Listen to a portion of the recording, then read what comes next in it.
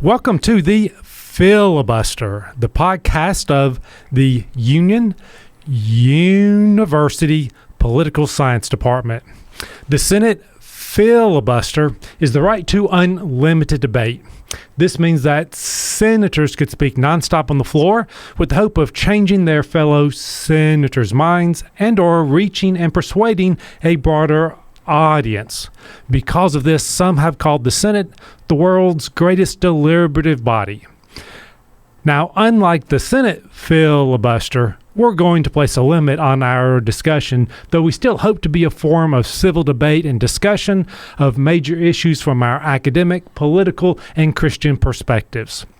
The topic of our podcast today is the emerging Trump foreign policy. I'm Sean Evans. I'm the department chair, and I'll be today's podcast host. I'm joined today by Seth Brake, our international relations professor. So the tables are turned a bit here. You have been interviewing me because we've been talking about the elections most of the year. But now, now we get to talk about something interesting. To be the star. Oh, ouch! Wow! How about this? Okay, so let's start off with one of your posts on election day.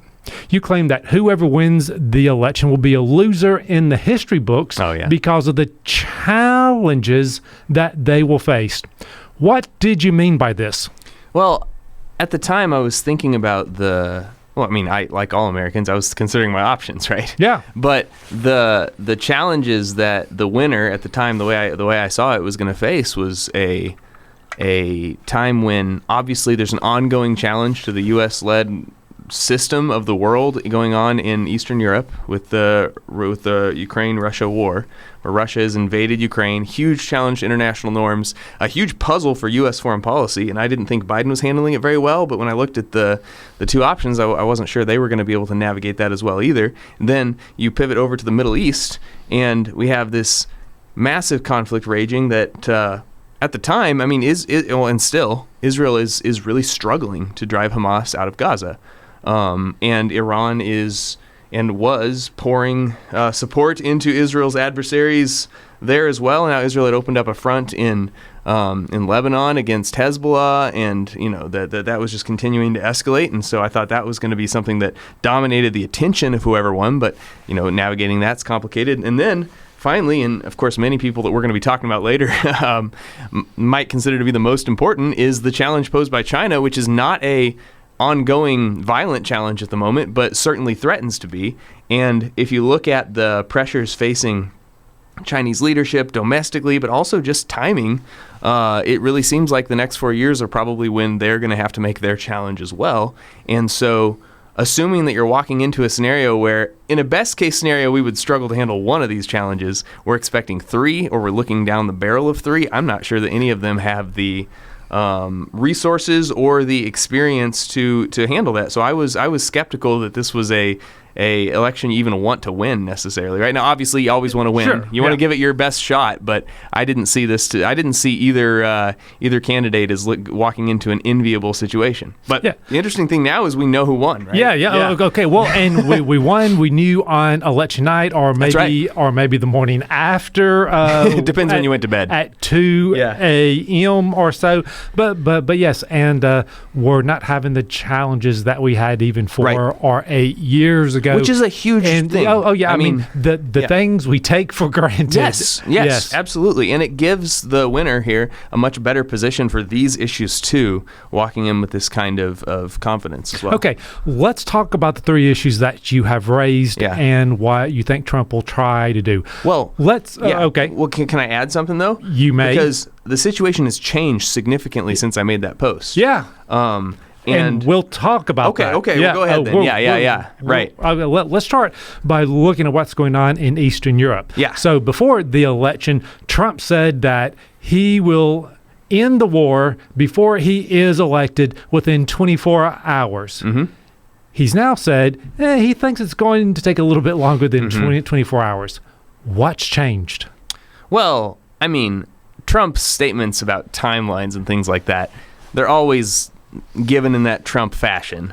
I'm not sure that part has changed necessarily, but what's changed in Ukraine itself is that Russia has changed. Russia has, just very recently lost their major Middle Eastern ally. Assad has been driven out of power in Syria, and it's funny that it's the Russia-Ukraine conflict that I think the fall of the Assad regime affects the most, not the Israel-Gaza conflict. But I think that this is significant.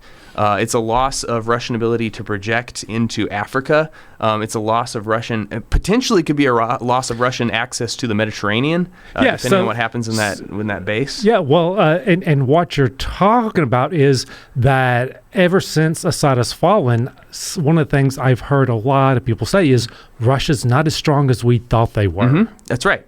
And we knew that Russia had to focus on Ukraine and that they were drawing lots of resources and attention from there. But I don't think we had seen anything as dramatic evidence of that as we have now with the fall of the Assad regime. Their protector is gone, and that means that Russia is.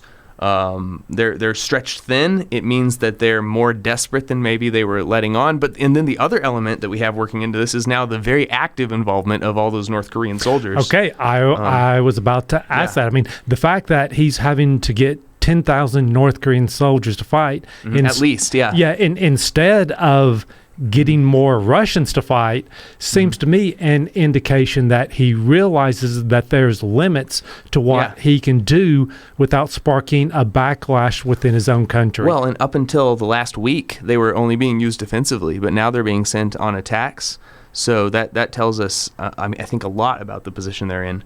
The other thing that has, and this had already changed by the time I made the post, but the other thing that we need to understand that is shifting there is that Biden has released some of the limitations on Ukrainian use of American missiles in that they're now allowed to strike deep into Russian territory, which has also shifted things dramatically. And I think what we're looking at is, at least with the Russia side of this, Donald Trump is walking into a actually fairly strong negotiating position. Well, and you mentioned about Ukraine striking with missiles, but they also assassinated Russian general. That's right, just yesterday. Yeah, yeah, which seems to be a brazen attack. Well, okay. Now's the time for brazen attacks, right? Right. Well, but the other thing we've been seeing though is Russia's been gaining on the battlefield. Yeah, no, they have, yes. Which would kind of indicate that Ukraine is in a difficult position. Well, so anytime that and this is something that has been studied with this, when there's a leadership change in an important negotiating partner, both sides have to figure out what kind of a world they live in now. And what that means is that both are going to be assessing each other's strength. So at this point in the conflict, both Ukraine and Russia need to demonstrate to each other their strength and resolve. And I think that's what we see happening right now. We see Ukraine trying to demonstrate their ability to strike in two different ways deep inside Russia, with missiles that the U.S. now allows them to use, and with, you can just put bombs in front of people's houses, right? So they're trying to demonstrate their ability to strike there, and then Russia is trying to demonstrate, no, we are still a battlefield presence. We're doing these big attacks. We can absorb casualties, very high amounts of casualties, in exchange for land, and it doesn't really affect us. Well, right? and we also have to remember that Ukraine actually invaded Russia. That's right. And over the summer, and they still hold portions. A small amount they still hold. Yes. In Kursk, which is where the North Koreans are being used as well. Okay, so here's my question. Is there a deal to be had, and what is it, and how do we get there? Well, there's always a deal. The question is, can you see it? Right? The question is, can both sides agree about where the deal is? And I think this is a situation where we have a lot of, it's the old idea of the apocalypse or unveiling, when there's hidden information, you're trying to guess about it the whole time, and then suddenly it's there in front of you. And we've seen some of the curtain pulled back now on both sides. We have more information about the capabilities of both sides. And what we know is that if Trump is a savvy negotiator, there probably is a deal right now that can be detected. The question is Trump capable of doing that? And here's my positive and then my negative outlook on this. Okay. Positive outlook is that Trump has always built himself as someone who is good at negotiating from a position of strength. We've given him that situation. We have put all the cards on the table that are exactly what Trump holds his own specialty to be when it comes to this sort of thing. So if Trump is capable of doing anything, it should be this. Now, the flip side is that Trump seems to be focused on a lot of the wrong things right now. He is, and these are valid concerns, right? But they're not concerns that directly affect this. He wants Europe to stand on its own militarily. That's good. I mean, that's something that I think Trump should be focusing on. But does that affect this conflict right now? I don't know. And then if you look at Trump's, and we'll talk about Trump's nominees later, but he's nominating many China hawks to positions, people who want to focus more on China. This means the pressure to get the deal done now will be a lot stronger. And if you can't credibly walk away from the negotiating table, that actually gives you a weakness. So having a lot of people in positions who basically depend, or their entire foreign policy strategy depends on Trump getting a deal right now, that weakens his position a little bit. Okay, see, I kind of question Trump's deal-making strategy for this. He talks a big game, somebody comes, offers him something, and he claims it as a win, but there's not really follow-through. The perfect thing was, hey, I'll put these tariffs on China. Xi said, hey, we'll buy all this American goods, and he never did it. Or just like the promises of 25% tariffs on Canada and Mexico, and now they're saying, hey, we'll do something about the border. So it's more about it, a ploy to get something, but he's not really getting what he needs, but he does get something. Well, if he knows what he needs, and if he has a good team supplying him with that information, and he's able to put that together, then I still think that this is the best case scenario for him. I just don't know, if he actually does have those strengths. Like that's the thing. Oh, okay. So I know he's got leverage over Ukraine in terms of continuing to fund them. What leverage does he have over Russia to try to get them to make a good deal for both sides? Russia's foreign policy is falling apart across the board. I mean, this is what the Assad regime's fall changes in this discussion. Russia is losing when they lose Syria, they might lose Africa. Right, that's their connection there. Their access to Mediterranean shipping, their naval assets there, things like that. Like Russia is in a situation where they're looking at the possibility of their global influence declining dramatically right now. So that's what Trump has over them. They're in a tailspin in terms of influence. So if Russia can freeze things right now, they can control the losses. Well, then wouldn't this be an incentive for the U.S. to try to put the heel on Russia a little bit more? That's what you have to do to get the deal. Yeah, you have to. Well, and you have to demonstrate that you're capable of that, right? And then it's possible that both sides could properly estimate each other's resolve and power. That's the situation that could be unfolding. But I think what you're hinting at there is also the dark side of these negotiations. And looking at the comments made by the people Trump is putting in positions, I'm not sure this is a concern right now. But there is certainly a way to think about this where the longer this war goes on, the better it is for the United States in a certain way, because Russia is being degraded. They're losing people and equipment. Right, and the big concern is you don't make a deal just to make a deal. You need to have a deal to where Trump isn't seen as making a bad deal in the end. Well, and Putin has those same constraints. He needs to walk away with a deal that he can say, I got the best we could get. And then, of course, there's a strange element here where we're talking as if the main negotiating partners are the United States and Russia, but that's not really the case. The main negotiating partners are Ukraine and Russia, or the leadership in both countries, which complicates things a little bit. But I don't actually think that Ukraine's incentives are that much different than the United States right now.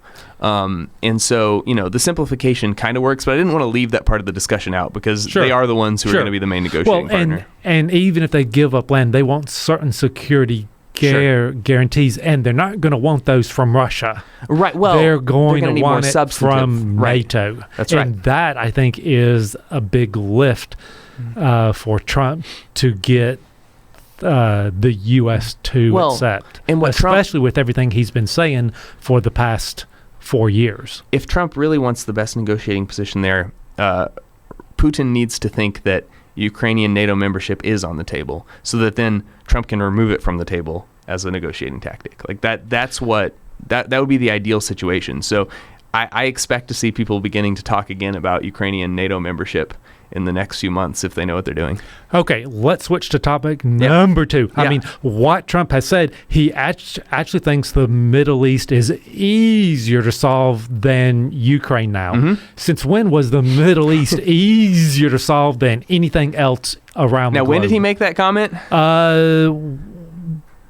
The past week or so. Okay. I think. Yeah. It might. I think might he's right. have been in his press conference. Yeah. Yesterday. All right. So the Middle East can be solved. All right. No, tell us. Yeah. Yeah. Well, solved is a complicated word, right? But we got to look at this from U.S.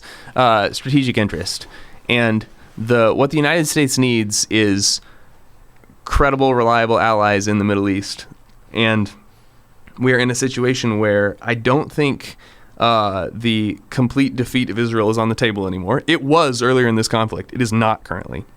Well, right. I think one of the things that we can say is Israel was concerned that their aura of deterrence had faltered. I think that aura of deterrence is back. Oh, it is back, and it has been demonstrated dramatically in that Iran is out of the fight. We had that exchange of missiles and bombers between Israel and Iran, and Israel seemed to have actually dramatically harmed Iran's ability to either produce or use missiles. There's different interpretations of what happened there, but whatever it is, they seem to be relatively toothless right now. And then right after that, Israel defeated Hezbollah. What they have negotiated themselves to is a ceasefire now, but it was on Israel's terms. Israel just won, and they have not been able to do the same thing to Hamas, but Hezbollah is currently out of the equation. That's probably a big part of the fall of Assad as well. Well, right. Yeah. I mean, and I was about to say, the fall of Assad's an even bigger thing for Hezbollah because they get all their supplies through Syria. That's right. With that. And so with the attacks on the communication systems and other things, their concern about resupply is real, which hopefully is an opportunity for other Lebanese factions to try to counter Hezbollah's influence, because they've been exercising a veto over everything going on within Lebanon. Now, the interesting thing about this is that we don't know what Syria is going to end up looking like, right? Like there's a chance that Syria becomes a Turkish proxy, right? That's something that could happen. There's a chance that Syria could break out into another major conflict. I mean, the group that has taken over the majority of the country now, and then the Kurdish-backed SDF group, they're at odds. They're fighting each other right now. If that breaks out into a wider conflict, that could become chaotic again. I think, we see some acknowledgement of that in the way that Israel is currently and continues to do these massive bombing campaigns against the stockpiles of Syrian army equipment. They just seem to be systematically deleting whatever remains of the Syrian armed forces, military, and navy. And the other thing to remember is that there's still ISIS groups controlling territory within Syria. Yeah. So, and then you mentioned the Turks. They actually control a portion of Syria in the northwest. Along the border, yeah. Well, and there are some of the groups fighting that are complete proxies of Turkey, and there's some that are just supplied by Turkey. But, so we just don't know how this is going to shake up. If it ends up being completely Turkey-dominated, that's actually fairly bad news for Israel. But the interesting thing is that it's not good news for Iran. It's just a new player that changes that balance. So that's, in terms of U.S. strategic interests, that's kind of a wash. It is bad news for both of our most reliable allies in the Levant, though, which would be the Kurdish groups and Israel. Yeah. So let's talk a little bit about Hamas here. Yeah. Just for the simple fact of, you said they haven't been able to defeat them. That's right. Okay. Isn't defeat the wrong word here? Well, defeat is a word that is empty and you can fill with whatever you need, right? But whatever you would fill it with, they don't have it. And I think that's the important thing. There's still hostages that are held. There is still some kind of command structure, and they are still able to operate and conduct combat, right? So all the things that, at least one of those things Israel would have had to have taken from them to call this some kind of victory, and they haven't. Yeah. So, my big concern with what Israel has been doing with this is they don't have a day after plan. And so this is kind of the Bush-Iraq syndrome, in that they won, but they didn't know what to do when they got it. It seems to me that Israel doesn't know what to do when and if they are able to defeat Hamas, however we're going to define that. In which case, both with Hezbollah and Hamas, the way I look at this is, okay, they're won victories for now, But are they just setting the stage for the same trouble occurring again and again and again? But there have been unambiguous victories in other places there, right? Like the Israel's attack against Hezbollah was an unambiguous victory. And, absolutely. And that's the thing that they have not achieved in Gaza, and I think that's more what's dragging that down. But and this is where I think that maybe Trump has a point on this one, is that Israel's in a good position now, even with the fact that they're not winning there. I mean, when we're talking in terms of U.S. strategic interests, there are places where Israel could win too much in Gaza, right? You don't want the allegations of ethnic cleansing to become true, right? And that's probably not going to happen at this point. The ways that could break down from a U.S., strictly, again, I'm taking this from a U.S. strategic interest perspective here. The situation is shaping up really nicely for the U.S. here, because Iran has lost all of its hooks. It's lost all except the Houthis in Yemen. That's what they've got left. I mean, if that's what you're pinning your foreign policy on, you're in big trouble, right? And so now, when Trump can come back into office. Oh, sorry. Yeah, what was that? Well, and the thing I'd also say is, everyone realizes the Ayatollah Khomeini is old and is not going to be around much longer. Right. It's also the transition of who takes his place, and the people who are being thrown out is no one thinks these people will have the same kind of influence that he has. Well, and the future of the Islamic Republic is complicated now, because they've lost all their foreign policy projects, basically. And their ability to go toe-to-toe with Israel seems to have been lost as well. Now, again, they still have their access to all the groups in Iraq, and we've talked about the Houthis. Like, Iran is not in danger of being invaded or collapsed. Oh, sure, right. But they can't project their power anymore. They can't affect these outcomes like they could before. And so when Trump says this is easy to resolve, I think what he means is he's going to do what he did last time and start trying to normalize relationships between Israel and further Arab states. Right. And that's something that could happen now. Yeah, and the one that everyone's talked about is Saudi Arabia, which, surprisingly enough, people said after the Hamas attack, that made it even less likely that normalization would occur. Well, and it did. I mean, that made it harder. And now we're thinking it's back on track. I mean, it's back on track because Israel's winning. That's just what it is. And there are cold realities of power that are going to win in these scenarios. And it might take some time, it might take some negotiation, but if Trump's looking for an easy win, this is the only place you can find it. And so I think that's why he says that. Because, if you negotiate a peace in Ukraine, you're still looking at a Russia that got away with something. You're still looking at a Russia that, though, smarting, licking its wounds, trying to rebuild things, still has foreign policy goals that it's trying to acquire. Now, of course, with the Syria thing, maybe we need to reassess some of that. But regardless, it's still a situation where, that's hard to find a silver lining in. But in the Levant, or the wider Middle East, it's a situation where there probably is a outcome on the table that is good for the United States that Trump thinks he might be able to get. Okay, so let's turn to the last major challenge, and probably, I guess what most people would say is the biggest challenge that we face.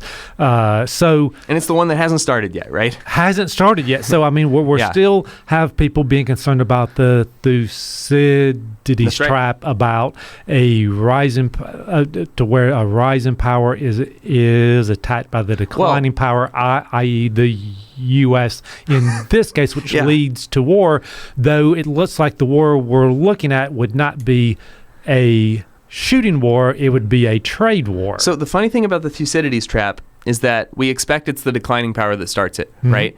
In this situation, who's the declining power? This is the complicated question, right? Okay.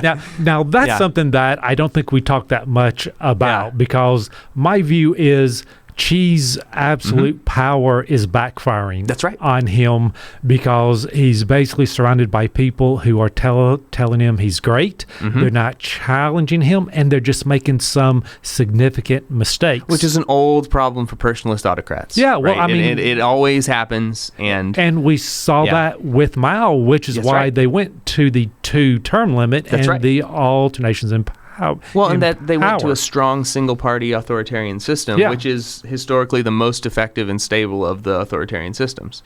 But the the thing we're used to the rising power being the one with all the time on its hands, and the declining power is the one on a ticking clock. But China is very much on a ticking clock here.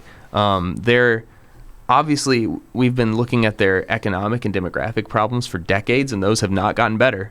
But also the legitimacy of Xi's government, in a way, depends on some foreign policy outcomes that he just can't deliver at this point. Like, for example, Taiwan is the big one that everyone's watching. And in the last few years, they've gotten increasingly aggressive towards Taiwan. It does seem like they can credibly threaten to do something in some way. And I say do something in some way because there's a lot of options for them on the table, but none of them are good for Taiwan. Right. So what I've always heard is 2028 is the year. Well, I mean, you don't want to put you don't want to put it on the calendar, but yeah, they've been building up their capability, building up landing craft, things like that. But the time's approaching, I guess, is the point. And it's the party on the ticking clock that's unpredictable, but the United States is also in some ways a declining power. Yeah. And so when you have two parties who you could make the case for them being declining powers, I don't know if the Thucydides trap's the right model anymore, but it's not good. I mean, what we've added is a lot of uncertainty and unpredictability on both parties. If you look at the way that actually the Biden administration and the Trump administration talk about China, it's in terms of a expected adversary. We like to use the old IR term of a rivalry between parties that have regular and consistent disagreements on core strategic interests, right? But this is a little bit worse than a rivalry in that it is a rivalry that everyone expects to intensify. And so, there's the self-fulfilling prophecy aspect of that, but there's also just, again, the logic of the situation both countries are in that makes things... The nice thing about stable rivalries is that they can predict each other, and that can actually be a really controlled effect. Like the U.S. and the Soviet Union during many parts of the Cold War they knew each other's actions, like the whole idea of Kremlinology, right? If you know what's going on in the Soviet Union and the Soviet Union knows what's going on in the United States, they can, even though they disagree vehemently about everything, they can manage that disagreement. But what do you do when it's hard for China and the United States to predict each other because they're both in a situation where they feel like time is slipping away from them? And that's just a lot less predictable. So I guess the point here is that it's the conflict that we're not fighting that looks scariest in some ways. And so how does the Trump administration manage that? Because there's a world where you pull back too much, where you're too cautious, and you let China get that critical mass, right? And then you are maybe in a Thucydides trap situation, and some things look inevitable that maybe looked optional right now. Or the other thing is that maybe you jump the gun. Maybe you accidentally put yourself in a situation where you're initiating conflict that was unnecessary. And it's not easy to plot the course between those two things, and they both lead to a dramatically violent and bad outcome for both countries. Yeah, and that's something I think we all want to avoid. So, do you think that we can avoid a military conflict with China? Yes. China, then it's Taiwan, the South China Sea, other things. Okay. It can be avoided. It can be, okay. That's right. Will it? Well, I mean, this is a question for Donald Trump and his not the people that he's tapping to take these roles, pending who gets in and who doesn't. But what he would have to do to avoid it is be very unambiguous toward China. I think it's probably time to end the strategic ambiguity that we have on some of these issues. China and the United States need to know what each other's core strategic interests are. They need to clearly communicate them and signal in, costly, clear ways what those interests are so that they can negotiate this between each other. Well, if you go back to when Biden and Xi met, a month ago, China was clear about what its red lines were, and one of those red lines was Taiwan. Well, see, red lines are complicated because well, I mean, that was his way of saying, here's our core interest we're not going to compromise on. But that's cheap talk. I mean, we don't believe them, and they don't believe us. That's the problem. Oh, it gets even worse when both sides know that each other has an incentive to bluff about their red lines, right? So now you have an incentive to call bluffs. a world where both sides have an incentive to call bluffs, but some of those are real is the most dangerous one out there. That's right? what the problem is. Yeah. Well, and I would think with Trump's promise of tariffs of 60% on Chinese goods, that's his strategy. Whether that happens or not, I don't know. Well, but hopefully it doesn't. But right? the it's idea, coercion. it's coercion, and it's also has a great chance of backfiring on the U.S. economy. Well, that's the whole point of this kind of trade war, is that you think that you can absorb costs better than they can. It will backfire. The point is that it backfires. That's what makes it a good tool. It's a costly signal. It's saying we are willing to absorb pain in order to harm you. But the question is, how long will the U.S. take the pain? Because well, not just the U.S. Because but my view is an authoritarian regime can push back on its people a lot more than a democratic regime will. That's complicated in the research. And part we can talk. Part of it also, I'd say, is what Donald Trump pays more attention to than public approval is economic performance. Right. The Dow Jones. And so so he wants to be tough on trade, but he doesn't want it to really affect the economy in a negative way. The important thing I would add to that is, to each of those statements, there's a missing comparative term. So it's Donald Trump cares about the economy. Yes, he does. Does he care about it more than Xi Jinping? Donald Trump is worried. Well, Donald Trump will create costs for the American people. Does that harm him more than creating costs for Chinese businesses does to Xi? Right. That's the real question. It's that comparative element that determines whether or not that's an effective threat. Because I think we keep calling these tariffs because Trump calls them tariffs. But if I'm looking at the different terms that we have in international relations and foreign policy, these things are sanctions. Yeah. They're targeted withdrawals of economic activity to induce or coerce.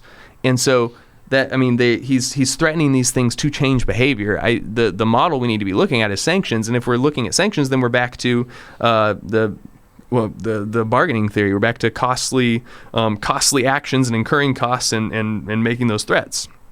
So the question is, who is most affected? Who has the most ability to harm their own people to get a foreign policy outcome? And is it Xi Jinping or Donald Trump?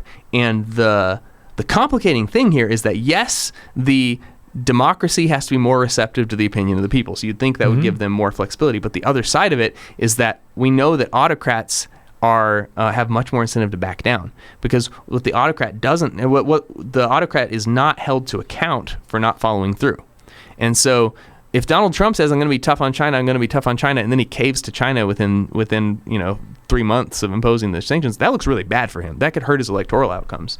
Xi Jinping does not have that kind of a check on him. He can back down with almost no consequences on some issues, not on Taiwan, interestingly, but on some issues he can. And so it's actually not clear that democracies are more vulnerable to that kind of threat, because autocracies are more likely to give in.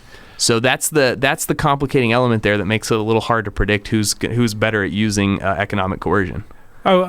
Okay, so we're running low on time. Oh, sure, I think we're going to turn this into a two-part episode here. But before we leave, let's talk real briefly as Christians. Yes. How should we be viewing these challenges and how we should approach this? Yeah, so, and this is where we when we were talking about the different U.S. approaches to the Russia-Ukraine conflict, I do think that as Christians we should be very reluctant to adopt frameworks like we want to increase the suffering and death in this war for foreign policy outcomes. I do think that the amount of destruction and death that is being caused by this conflict is the type of thing where there's a point where we want it to end more than we want Russia to be bled.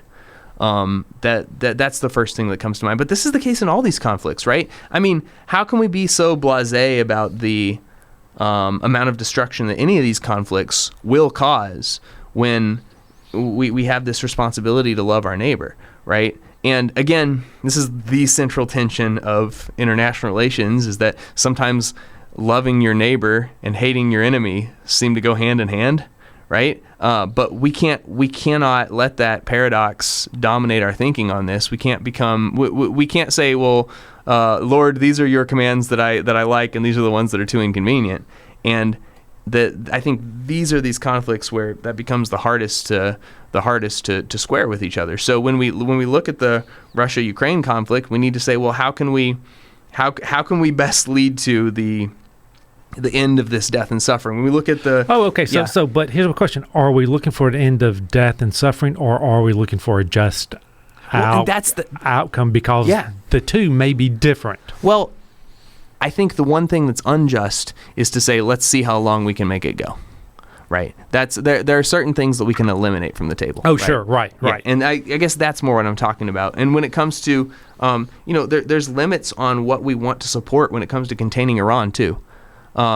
It's very tempting to look at the fall of Syria and fall of Assad and think, well, okay, good outcome, let's move on. But we don't know yet, right? We don't know what kind of a regime is going to be put up there. It's hard to look at that outcome and not think, for example, about the Christian population of Syria, which is still a large Christian population there, and the not all outcomes that could come from that conflict are better for them than Assad was, right?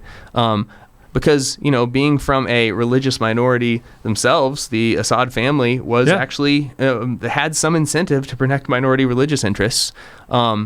There are certain groups in the coalition that just took over that if they end up in the driver's seat, it would be a lot worse for the spread of the gospel in Syria, for example. And then when it comes to China in general, I mean, we're looking at another one of those situations where the best outcomes for the United States are not always the best outcomes for the people involved. And we need to think very carefully about how much we as Christians can say, okay, well, let's roll the dice on nuclear conflict, right? Let's let's play with the fates of the countries caught in the middle, right? I mean, if you live in Japan right now, the stakes of a U.S.-China conflict are a lot different than they are here than if you live here in the United States. We need to be thinking about those types of questions as we consider these things, and I think that's where our mind should be going in with these things from a Christian perspective. Okay, well, good. Well, thank you for all that. We typically say I'll yield back the balance of my time, but you know what? We're going to continue. Yeah, we'll be right back. Conversation. So I believe we'll move for a recess and without objection, so ordered. Thank you, Seth. Thank you.